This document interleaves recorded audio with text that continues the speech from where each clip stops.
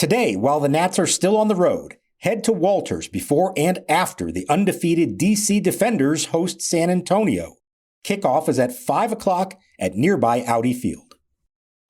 I'm excited to tell you about the designs Homage has cooked up for the 2025 MLB season. If you're as baseball obsessed as I am, you'll love the full roster of major league looks from Homage. Amazing comfort and deep cut designs that help fans show off passion for their favorite teams. Homage has a massive selection that tells the story of the greatest sport from its very beginnings.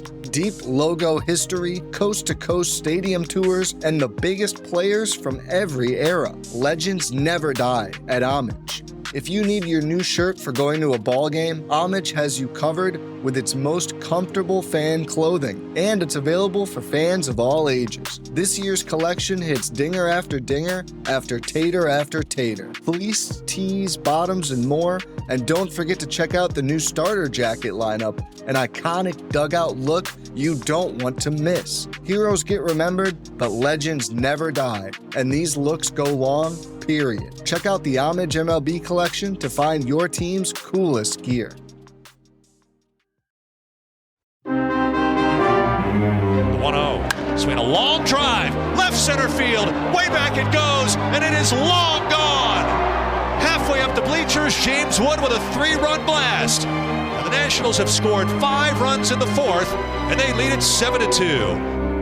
Pitch swung on by Cruz and a belt to deep right center field. This is way back, and this ball is gone. Goodbye! Into the Rockies bullpen again. A no-doubter off the bat of Dylan Cruz.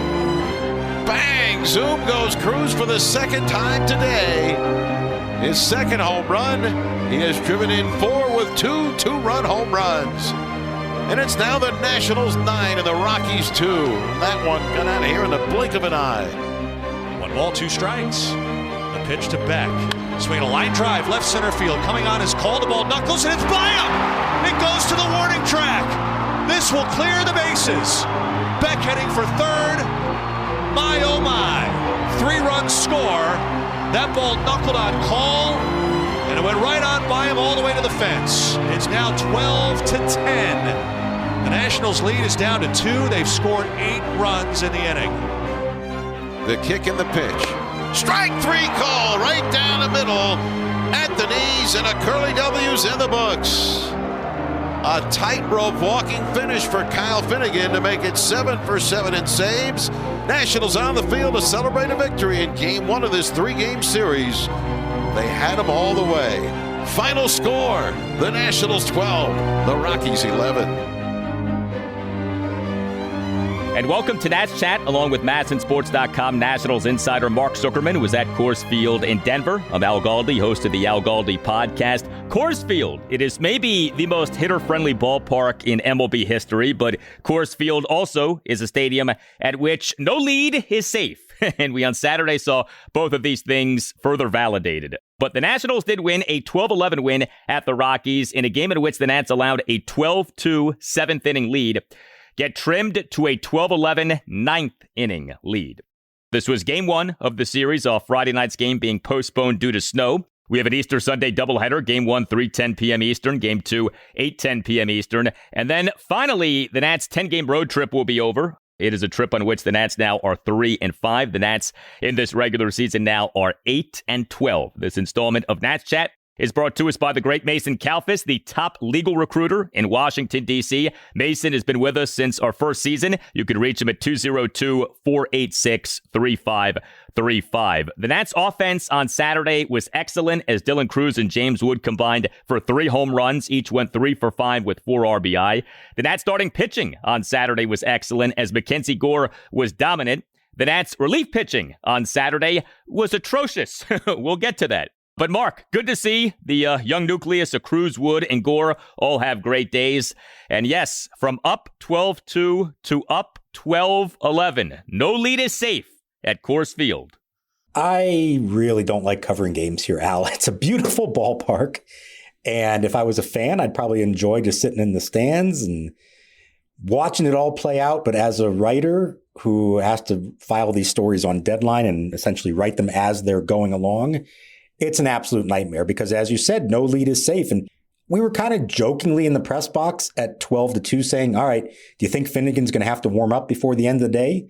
And sure enough, he not only had to warm up, he had to come in and pitch and strand the tying runner on third base in the bottom of the ninth. It's just like that all the time here. And we're going to get to the details of how it ended up like that. But the shame of the bullpen fiasco is that for 7 innings, this was shaping up to be almost a perfect game from a national standpoint. You have MacKenzie Gore completely dominating at a place where you're not supposed to be able to dominate. And you have an offense finally breaking out, and especially who did it, Dylan Crews at long last, combining with James Wood and Josh Bell for that matter. There should have been nothing but positive things to talk about after this game. And unfortunately, it's not quite that simple. But I don't want to overlook the positives because there were a lot of them in this game that you hope, especially from an offensive standpoint, have some carryover effect now. It's a win that I'm sure for some people feels like a loss, but it is a win, and that should not be overlooked. So Dylan Crews, monster day for him in what was a monster outing for the Nationals offensively. The offense struggled in the recently concluded series at the Pittsburgh Pirates, and that's losing 3 out of 4 games in that series. But the Nats on Saturday, great offensively. 12 runs, 12 hits, 5 walks, 3 for 9 with runners in scoring position. The 12 hits, 4 home runs, a double, and 7 singles. And Dylan Crews, as the Nats starting right fielder and number 6 batter, 3 for 5 with 2 2-run homers and a double. So he had 3 extra base hits. He came into this game with 0 extra base hits over 60 plate appearances in this regular season. Your 3 Dylan Crews extra base hits in this game. Crews in a Nats 2-run second, a went-out opposite field 2-run homer to right center field for a 2-0 Nats lead. The homer going a projected 407 feet per StatCast. Crews in a Nats 2-run fifth, an opposite field 2-run homer to right center for a 9-2 Nats lead. That homer going a projected 428 feet per StatCast. Crews in a Nats 3-run seventh, had a win-out first pitch double to left field. And Crews in the bottom of the 8th made a great diving forward backhanded catch of a leadoff liner off the bat of Sean Bouchard. What a day for Dylan Crews. Just a tremendous performance, an all-around impressive performance. Yeah, it's not just that he hit the 2 home runs. It's the full package of what he provided, and that's who he's supposed to be. He's not a one-trick pony. He has a complete game when he's going well. To me, the encouraging thing especially, it's not just that he hit the 2 home runs. It's how he hit them. Right center field, absolute bullets to the opposite field. And he said himself, his whole life, when he's doing that, he knows that means he's on a good tear at the plate. If he's swinging the bat the way he knows he can, he's doing exactly that. So it's not just pulling it. These are not just Coors Field home runs. These were home runs anywhere. Adding the double, adding the diving catch to it as well. This had to be a confidence booster for him. I mean, think about it this way. He ends up with 10 total bases in this game. Coming into this one, he had 8 total bases on the season. 8 singles, nothing else through 16 games played. This has got to be a boost of confidence for him. Yes, and he had familiarity with the starting pitcher from playing in the SEC, but whatever. Crews did a really good job in this game, and that, as much as anything, is what I think matters the most in this game.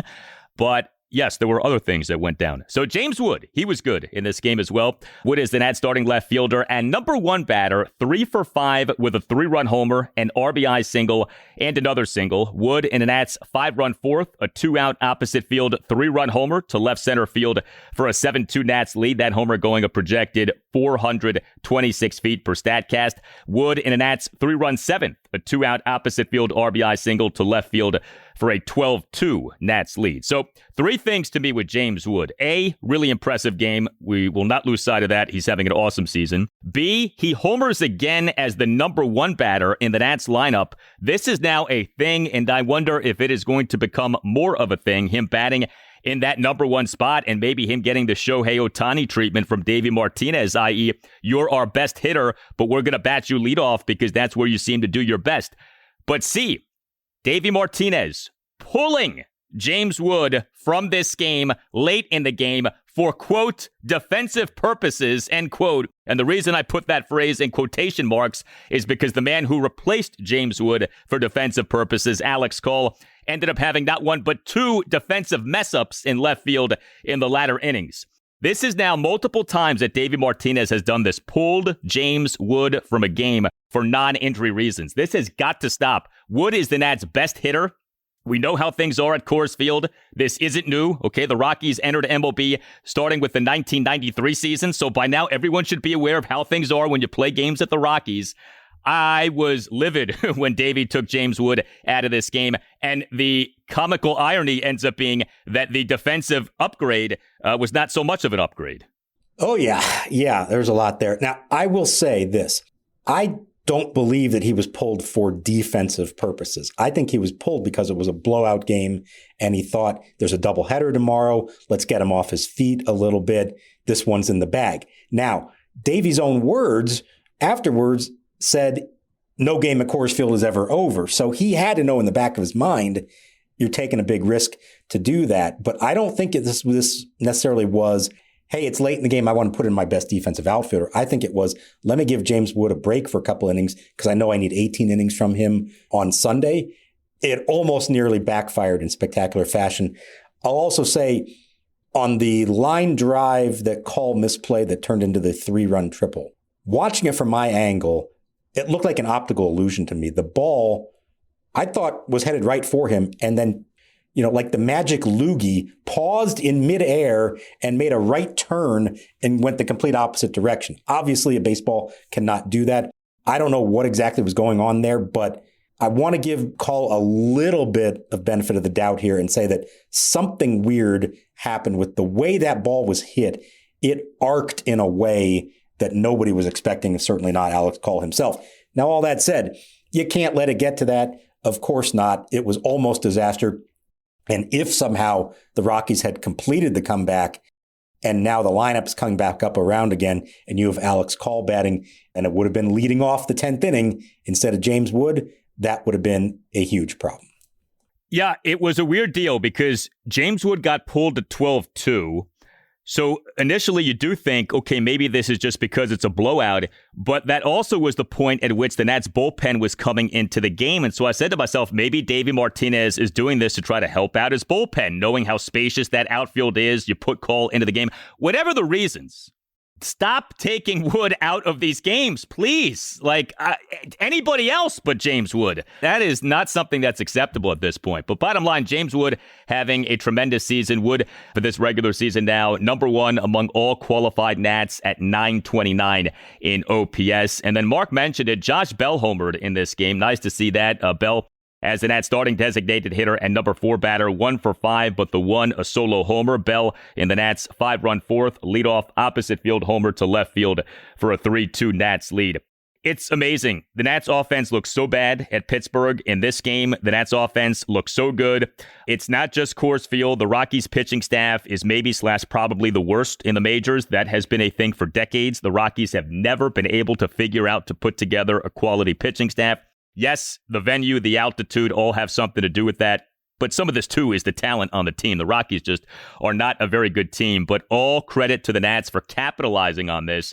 And the feast or famine nature of this Nats offense continues to stand out. The Nats offense at times looks feeble, but the Nats offense at times looks really good. And you say to yourself, this can be a high-level offense in MLB this season. And we saw that in this game. This was one of the best offensive outings for this team this season. Yeah, and it wasn't just those big guys hitting the home runs. You had Luis Garcia reaching base 5 times, 2 singles and 3 walks. For Garcia to be that patient, that tells you something. That was a great sign. You had Jose Tena contributing, a couple of singles, 3 RBI for him, getting the start at third base. They were hitting the ball with authority to the opposite field, as we said, was important. They were staying patient. They weren't chasing. They were drawing some walks. There was a lot of good stuff there. And yes, the opponent has something to do with it, and the ballpark has something to do with it, but not entirely. You give credit to the guys who did perform for you. And let's see, we got a ways to go here, but it would be something if a weekend here in this situation, these conditions, gets them going not just here, but beyond that. If they have a good week at home offensively, we may look back on this and say, this is the series that brought them back to life. Well, next up for the Nats after this series is a 3-game series against the Orioles, and the Orioles' starting pitching has been really bad this season, so that could be a series in which the Nats end up hitting, although that'll be at Nationals Park and not at Coors Field. Hey, are you a law firm partner or associate looking to transition to a new firm because of compensation, or your firm recently committed to $100 million in pro bono work that you disagree with? Or maybe your firm is employing people like Jurickson Profar while your competitor firms are using torpedo bats and smoking the competition. If this sounds like you should explore the lateral market and give Mason Kalfas a call. Mason is the top legal recruiter in the Washington, D.C. area. He has been a Nats Chat podcast advertiser since the beginning of our show. Mason will work with you to create a marketing and business plan to pitch to new firms and dramatically increase your compensation and or day-to-day happiness in your new job. Mason has placed partners and associates in just about every large law firm in D.C. and New York, and he can provide plenty of testimonials from candidates he has placed on the outstanding service that they received. You need a strong advocate in your corner to find the best law firm out there for your future career. Call Mason Kalfas today, 202-486-3535. LinkedIn Jobs is here for all small business owners who don't have enough time to make that crucial hire. Here's how LinkedIn Jobs work. The new feature can help you write job descriptions and then quickly get your job in front of the right people with deep insights on the candidates. You can post your job for free or pay to promote, which gives you 3 times more likely of a chance to get qualified applicants. It's easy to share with your network. Just let everyone know that you're hiring, and LinkedIn Jobs takes it from there. Find your next great hire on LinkedIn. So post your job for free at linkedin.com/natschat. That's LinkedIn.com/natschat to post your job for free. Terms and conditions apply. I'm excited to tell you about the designs Homage has cooked up for the 2025 MLB season. If you're as baseball obsessed as I am, you'll love the full roster of major league looks from Homage. Amazing comfort and deep cut designs that help fans show off passion for their favorite teams. Homage has a massive selection that tells the story of the greatest sport from its very beginnings. Deep logo history, coast-to-coast stadium tours, and the biggest players from every era. Legends never die at Homage.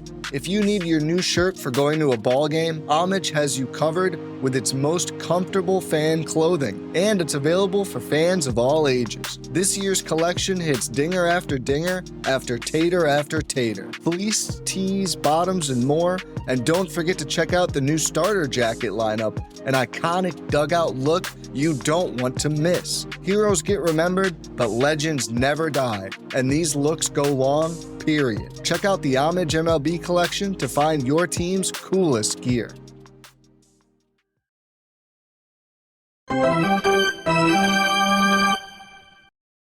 Here it comes. House clobbers a high drive the other way to right center field. Out near the wall. This is gone. House homers again, this time to right center. 12-1 Red Wings. That was a fastball up, out over the plate, and House tomahawked it. Been a busy stretch down on the farm. Here's your Nationals minor league report. Cade Cavalli, his first rehab start of the season, 4 shutout innings for the Fredericksburg Nationals in single A. Allowed 1 hit, walked 2, struck out 3. On Thursday in double A, Jarlin Susana, who came over in the Juan Soto trade a few years back with the Padres, he struck out 10 in 4 2/3 innings for the double A Harrisburg Senators. And up in triple A on Saturday, Brady House, 4 hits, 2 of which were home runs. Now back to the show. 1-2 on Stallings. Gore to the belt. He brings it in. Strike 3 called. 96-mile-per-hour fastball. That's 13 strikeouts for Gore, matching his career-high total from opening day. 13 strikeouts here at Coors. Stallings caught looking as Gore gets 3 more Ks here in the bottom of the 6th inning. The other major bright spot for the Nats in this 12-11 win at the Rockies on Saturday was the Nats starting pitcher, MacKenzie Gore, who has an odd thing going on so far this regular season. He's really good and then he's not so good, and then he's really good, and then he's not so good. He was back to being really good in this game. Gore, 2 runs, 6 innings, 13 strikeouts versus 2 walks. He gave up just 4 hits, which were a home run and 3 singles. He threw 104 pitches, 67 strikes versus 37 balls. He generated a staggering 28 swings and misses. We call that dominance. MacKenzie Gore was superb in this game. Gore now over 5 starts in this regular season, 3.41 ERA, 121 whip. But how about the strikeouts? 45 strikeouts in 29 innings, a strikeouts per 9 innings of 13.97. Just outstanding. And the strikeouts to walks ratio, 45.8. So look, there's a lack of consistency that you'd like to see improved upon. He still does have the issue at times of throwing too many pitches, but the overall body of work has been good. And if he can just stop this pattern of following a really good start with a really bad start, this could be the step forward season we've talked about Gore potentially having. And even if the pattern continues, he's still having a good season. Like, in no way could you classify this as a bad season. It's just a season that you look at and you say, this could be even better than what it already is. Sure. And I think the encouraging thing there is that the quote unquote bad starts have just been kind of average. And that's an improvement from last year and the year before that, where sometimes they'd get out of hand. So that part, of course, is good. You'd love to see him have some more, as you said, consistency and, really string together some more of these. What stood out to me about this one, you mentioned the 28 swings and misses. 14 of those were on his curveball. If you know anything about the history of Coors Field and thin air and pitching here, you know that maybe the number one thing that pitchers have noted and complained about over 3 decades of baseball here in the Mile High City is that breaking balls do not break. And it makes it that much tougher to pitch here. And he got 14 swings and misses off his curveball alone. And he said, and I thought this was fascinating, he's pitched here twice before. First one in 2022 was not good. Second one last year was solid, but not great. Now this one, obviously great. He said he picked up from that a few things. And the main thing is you can't go out there and try to chase the break that you're trying to get from those pitches. And it was really just, getting it to the spot was more important than trying to make it move a lot here. You have to focus more on the location and understand that it may not break as much, but if you put it in the right spot and adjust maybe a little bit, knowing, okay, it's not going to break as much, so you keep it maybe down a little bit more, it's going to end up in the right spot in the end. And he used that to perfection. And I was so impressed with the way he detailed that and clearly came into this game with a plan and then was able to execute it. You saw how much every other pitcher who took the mound in this game struggled. And he went out there and completely dominated, blowing through those conditions with good preparation and then perfect execution of what he was trying to do.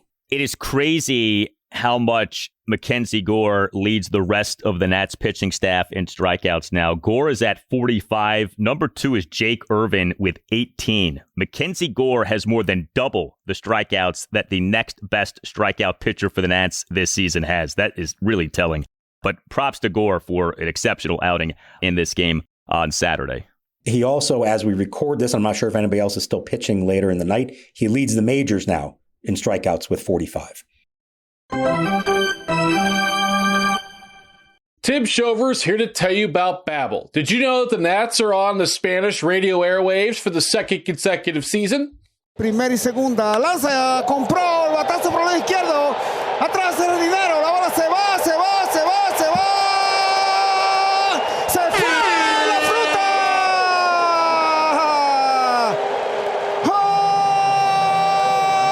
Home run, James Wood. 7-0 están ganando los nacionales a los Cardenales de San Luis. Ellos estaban pidiendo que rompa el hielo y que anote su primer cuadrangular. Por fin ha llegado. Aquí está presente. ¡Woo! If you want to know what Luciano and Gustavo are saying on the broadcast on calls such as this one, then check out Babbel. And here's their special offer for Nats Chat listeners. 60% off subscriptions at babbel.com/NatsChat. Get up to 60% off at babbel.com/NatsChat. That's spelled BABBEL.com/NatsChat. Babbel.com/NatsChat. Rules and restrictions may apply. I'm excited to tell you about the designs Homage has cooked up for the 2025 MLB season. If you're as baseball obsessed as I am, you'll love the full roster of major league looks from Homage. Amazing comfort and deep cut designs that help fans show off passion for their favorite teams. Homage has a massive selection that tells the story of the greatest sport from its very beginnings. Deep logo history, coast-to-coast stadium tours, and the biggest players from every era. Legends never die at Homage. If you need your new shirt for going to a ball game, Homage has you covered with its most comfortable fan clothing, and it's available for fans of all ages. This year's collection hits dinger after dinger after tater after tater. Fleece, tees, bottoms, and more. And don't forget to check out the new starter jacket lineup, an iconic dugout look you don't want to miss. Heroes get remembered, but legends never die, and these looks go long, period. Check out the Homage MLB collection to find your team's coolest gear.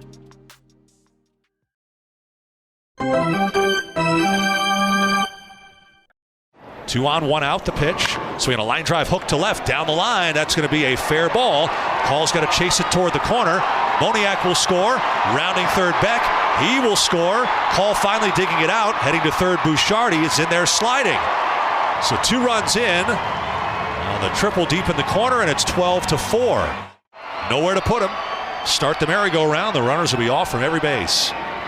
Ferrer coming set. There go the Rockies runners. The pitch outside, and a run will score. McMahon touches home plate. It's now 12-7 Nationals. The kick and the pitch. Swinging a line drive, right field, base hit, down the line, rolling into the corner. Rounding third, Goodman will score. Heading for second, Moniak. He's rounding second, heading for third. There'll be no play. He's in standing with a triple. A 1-run game now, and the tying run 90 feet away. Good thing is, we have Ferrer and Finnegan to close out the game for us, but we just got to throw strikes. All right. Should we talk about the Nationals bullpen? I guess we kind of have to, off what happened. Yeah, why not? Let's do it. Sure. Unbelievable. Leave it to this bullpen to mar what was about to be one of the great feel-good victories for the Nats this season. There still ended up being a victory, but no thanks to the pen for that. So, 4 Nats relievers combined to allow 9 runs in 3 innings. 3 Nats relievers combined to allow 8 runs in just the bottom of the 7th inning. Lucas Sims, Colin Poche, Jose A. Ferrer. No dessert for you guys. You eat your vegetables and then you go to bed. Lucas Sims, he officially allowed 4 runs in a third of an inning. He and that Rockies 8-run 7th faced 5 batters but got just 1 out. He issued 2 hit by pitches and a walk and gave up a 1-out, 2-run triple by Sean Bouchard to left field to cut the Nats' lead to 12-4. This was defensive misplay number 1 by Alex Call in left field. He appeared to misplay the ball in the left field corner. I say appeared because on TV, you never really got a great look at what happened, but something funky happened in that left field corner, and it did seem like Cole misplayed the ball. Then we had Colin Poche. He officially allowed 2 runs in a third of an inning. He and that Rockies 8-run 7th faced 3 batters but got just 1 out. He issued a 1-out bases loaded walk of Hunter Goodman to cut the Nats' lead to 12-5. Jose A. Ferrer. He officially allowed 2 runs in 1 1/3 innings. He and the Rockies 8-run 7th faced 4 batters but got just 1 out. He issued a 2-out bases loaded walk of Mickey Moniak to cut the Nats' lead to 12-7, despite having had Moniak down in the count at 1.02. And Ferrer gave up a 2-out bases loaded 3-run triple by Jordan Beck to left field on an 0-2 pitch to cut the Nats' lead to 12-10. This was that misplay by Alex Cole that we discussed earlier. Cole initially came in on the ball, then saw it go over his head. Ferrer did toss a perfect bottom of the 8th, but that's the inning that included the great catch by Dylan Cruz. And then Kyle Finnegan, he in the bottom of the 9th allowed a run, got the save, but he issued a walk and a wild pitch and gave up a 2-out RBI triple to cut the Nats' lead to 12-11. From up 12-2 to up 12-11. The Rockies scored each of the game's final 9 runs. Lucas Sims, terrible again. Colin Poche, terrible again. We have asked this question multiple times. I'm asking it again. Is now the time that Mike Rizzo makes some moves with this bullpen? I don't know if it's the time that Mike Rizzo makes the moves, but I did ask Davey Martinez after the game if it's time to give someone else an opportunity to pitch in those kind of situations. And he brushed it off. And he said that these guys have track records. He pointed out that Sims was good the previous game in Pittsburgh. The other day we put Sims in a very crucial situation and threw the ball really well. So now it's just about consistency with him. Pitching with a slim lead, and he was, to be sure, in that one. It's been the exception to the rule so far. And essentially said, we need everybody in our bullpen to contribute, and that includes these guys. Now, that may be Davey Martinez, the upbeat, optimistic, positive manager speaking there and trying to give his players a vote of confidence. May not be how he actually feels about it. His actions will speak louder than words. And we will see, on Sunday you have a doubleheader. So chances are everybody's going to have to pitch. But let's see in game one of the doubleheader, if they do hold a lead and we get to the 6th, 7th inning, where does he go? At this point, I would love to see Cole Henry and Jackson Rutledge potentially getting those innings instead. What's the worst thing could happen? They could give up 8 runs in one inning. That wouldn't be worse than what we saw here today. So I would certainly like to see it. I don't know if Rizzo's ready to pull the trigger on any of those moves yet. He's not with the team here in Colorado. He was on the first 2 legs of the trip to Miami and Pittsburgh. I don't know if he's off scouting this weekend or anything else. Obviously, he pays attention. He still makes roster moves as needed. He doesn't have to be here to do that. We will see. I would imagine with a doubleheader on Sunday, like I said, that they keep things intact and then reevaluate when they get home next week. But here's, to me, what's going on. Walks and hit by pitch, for that matter, in this case. From Sims especially, but also from Poche, they are pitching scared. They are going out there probably knowing how much they've struggled, probably knowing their jobs could be teetering on the brink here, and they're letting it affect them in the way they go about it. That's the last thing you can ever have happen. You saw the quick trigger from Davey Martinez in that inning. He let Sims get into some trouble. Then he brings in Poche, and he only let him face the minimum 3 batters, and he got the 3rd batter out. It was a sacrifice fly. He could have kept him in. It's still a lopsided game at that point. He said, no, I got my 3 batters. You gave me 1 out. Let's move on to the next guy. And that, to me, said a lot about the lack of trust and confidence that the manager had in him. Let me also point out, we mentioned the call misplays in left field. There's another play in that inning that could have ended the inning long before it got really out of hand, and that was a grounder to Nasim Nunez, who was late to make the throw to second, and the runner beat it out. He had the catcher, Jacob Stallings, running down the first base line and had an easy throw to first that would have ended the inning right there, and he didn't take it. He went for the tougher route at second base. That compounded matters more. So, yes, awful relief pitching, but compounded by bad defense that made that inning and the rest of the game a whole lot worse. Some updated ERAs for Nationals relievers this regular season. Colin Poche, 19.29. Lucas Sims, 15.26. Jose A. Ferrer is at 4.91. You also have Eduardo Salazar at 7.56. Those are gory. I mean, Poche 19.29, Sims 15.26. The Nats, in terms of overall relief pitching, dead last in the majors in both ERA and WHIP. 7.79 relief pitching ERA, 1.89 relief pitching WHIP. And understand, there are plenty of good bullpens throughout baseball. If you're just going by relief pitching ERA as we're recording this installment of the podcast, Padres 158, Giants 183, Mets 202, Orioles 297, Astros 303. Like, that kind of relief pitching is possible. You should not be accepting to any degree of a relief pitching ERA of 7.79, especially in a season that's supposed to be, right, a step forward season, and it's time to win, and the rebuild is ending, right? We were told this over and over and over again coming into this season. I'm sure Mike Rizzo is saying to himself, there's a reason I brought in these guys. I believe these guys can turn this thing around. But how long do you give them? And you brought up Davey Martinez saying, well, these guys have track records. I find that kind of funny. They all have track records of mediocrity, if you're being honest about things. Like, yes, you can find them having had success here and there, but if you're being honest and objective and you're giving sober evaluations of all of these guys, their track records are mediocre at best. And that's the truth. And so it's not shocking that this bullpen is performing poorly. We talked about this as a concern coming into the season. I just look at it like this. Things are so bad right now that when the question arises of, well, there isn't an obvious replacement, or if not these guys, then who? I think the answer more and more is becoming anyone but them, and it's like, even if there isn't an obvious answer, try somebody else, because what's happening here isn't working. And you think about what happened in this game, man, if that's not like a flashing neon sign of how bad things are, you go from up 12-2 to up 12-11. I don't know what is in terms of like the baseball gods trying to communicate to you something needs to be done here with this bullpen. You're not wrong. You're not wrong about any of it. Yes, it's a tough place to pitch. And yes, good relievers can struggle here.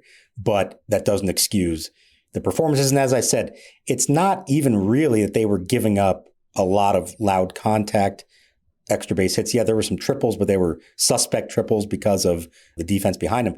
This was about walks. It was about hit by pitches. It's about not pitching with confidence out there.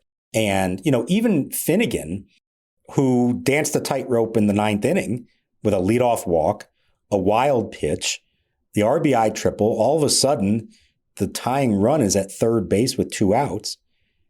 He at least had the gumption to then get it back together and throw some quality pitches to get the final out of the game. At a place I remember a year ago, he blew a game in the worst possible way with the pitch clock violation. You can't tell me that wasn't somewhere in the back of his mind as well in this. So there are not great options. I think we're going to see one of them on Sunday. They get the 27th man for the doubleheader. There's literally only one healthy pitcher remaining on the 40-man roster who's not in the big leagues. His name is Andrew Lara. He's a starter. He's very young, very inexperienced. He has a 9 ERA, I think, at AAA. But because they get the extra pitcher, they're going to bring him up, and we'll see him maybe pitch in one of the 2 games, depending on how it goes.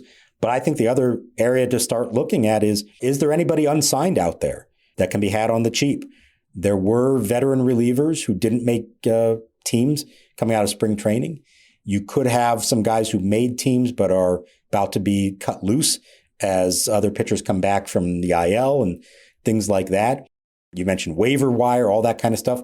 If you're Mike Rizzo, you owe it to this team, to the organization, the fan base, to do everything you can to try to address this problem. Because, as we've said a few times already, there's nothing that can spoil good vibes like a bad bullpen. And this was a game that there should have been nothing but good vibes coming out of it. And I guess you can still say at the end, hey, they won the game. But it leaves you with a sour taste in your mouth. And they're one bad pitch away from completely blowing it. And we're talking about the worst blown lead in team history and not about Dylan Cruz and James Wood and MacKenzie Gore. I wonder how much of the lack of roster activity with the bullpen here is that if you're Mike Rizzo and you start making changes this soon into the regular season, you're admitting that you didn't do a very good job of putting together this bullpen this past offseason, right? Like if you so soon get rid of a Lucas Sims and or a Colin Poche and or a Jorge Lopez, like these are guys who you acquired this past offseason, and so it doesn't reflect well upon you. Now, I'm with you. Like you owe it to this team to try to make this bullpen as good as possible. And I'm certainly not suggesting that you get rid of all of these guys, right? I understand you're not going to do that. At the same time, there has to be a willingness. You have to be open-minded enough to say, okay, I don't care what we're paying them. I don't care that this reflects poorly upon me. We got to do something to get this bullpen to be better because this is untenable what's going on right now. Let's remember that it's not that long ago that Mike Rizzo paid Trevor Rosenthal $7 million and dumped him within a month or 6 weeks into what was a terrible season. Now, what was the difference? That was a team with World Series aspirations. It did go on to win the World Series. It was a team with a higher payroll, of course. But there was enough urgency and pressure to say, yeah, you know what? We made a mistake. We're going to eat the $7 million and try to bring in somebody else who can help us out. Do they have that same sense of urgency now to do a move that would cost less money than that? Do they feel that same need to fix an obvious problem and try to make sure the season does not fall apart on them. It doesn't feel like they have that same urgency. And I think that goes all the way to the top. And I think that speaks a lot about really where they are at this point in their history as a franchise. And I think that's a key point, because when we talk about what Rizzo is and isn't doing, we also need to keep in mind, what is Mike Rizzo allowed to do and what is he being told not to do? What is he restricted in doing? And these are all things that need to be kept in mind regarding Mike Rizzo and team ownership, the Lerner family. All right, so Jake Irvin, Brad Lord, the Nats 2 starting pitchers for the doubleheader on Sunday. Also, Jorge Lopez, suspension reduced from 3 games to 2. Correct.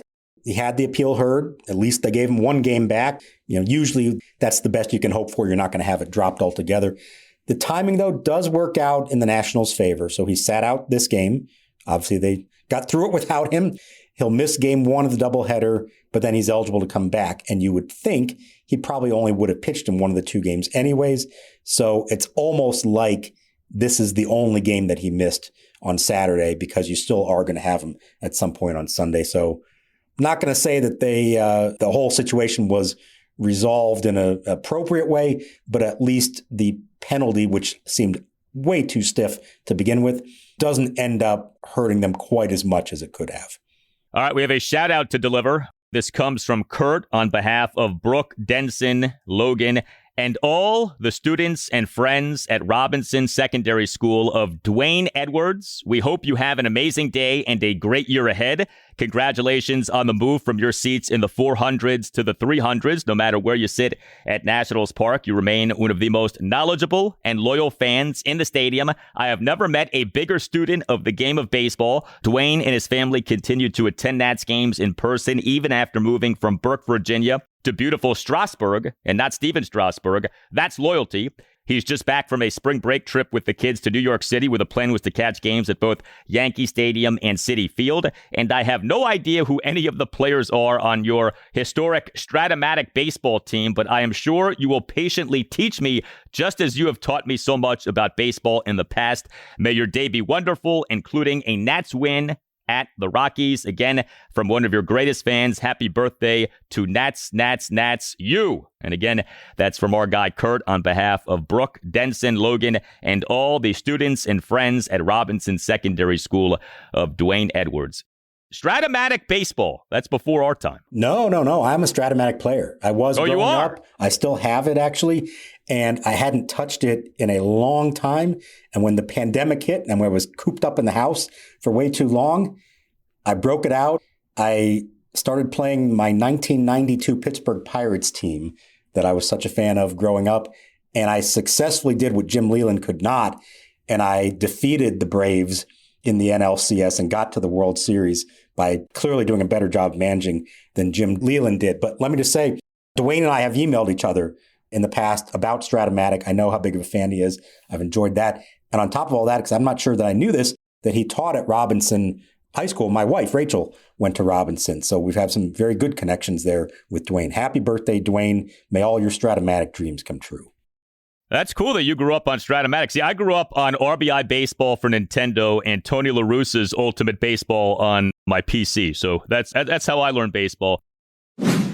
Hey, we want to let you know of something special, an informal Nats Chat hangout at the home base of the Nats Chat podcast, Walters, prior to this Wednesday evening's game against the Orioles, 5 p.m. until shortly before first pitch at 6:45. Again, that's this Wednesday, April 23rd at Walters, so right by Nationals Park. Wear your Nats Chat podcast t-shirt if it's warm enough, and come complain about the Nats bullpen and talk Nats baseball with our own Tim Shovers, who will be there at Walters this Wednesday evening. This installment of Nats Chat brought to us by Mason Kalfas, the top legal recruiter in Washington, D.C. Mason has been with us since our first season. You can reach Mason at 202-486-3535. You could hit us up on X at Nats_chat. You could find us on Blue Sky at Nats Chat Podcast. You can email us natschatpodcast@gmail.com. Nats Chat is on the radio Sunday morning 9 to 10 on ESPN Richmond, which is 106.1 FM in the Richmond, Virginia area, and Sunday morning 9 to 10 on Priority Sports Radio 94.1 in the Virginia Beach area. All Nationals radio highlights on Nats Chat are courtesy of 106.7 The Fan. For Mark Zuckerman, I'm Al Galdi. We thank you for listening, and we'll talk to you next time on the Nats Chat Podcast. Pitch on the way, swung on, line right center field, coming hard is Cruz. He dives, he makes the catch, and he sticks the landing and holds on. Terrific play by Dylan Cruz in right field. Now he's done it with the bat, now he's done it with the glove.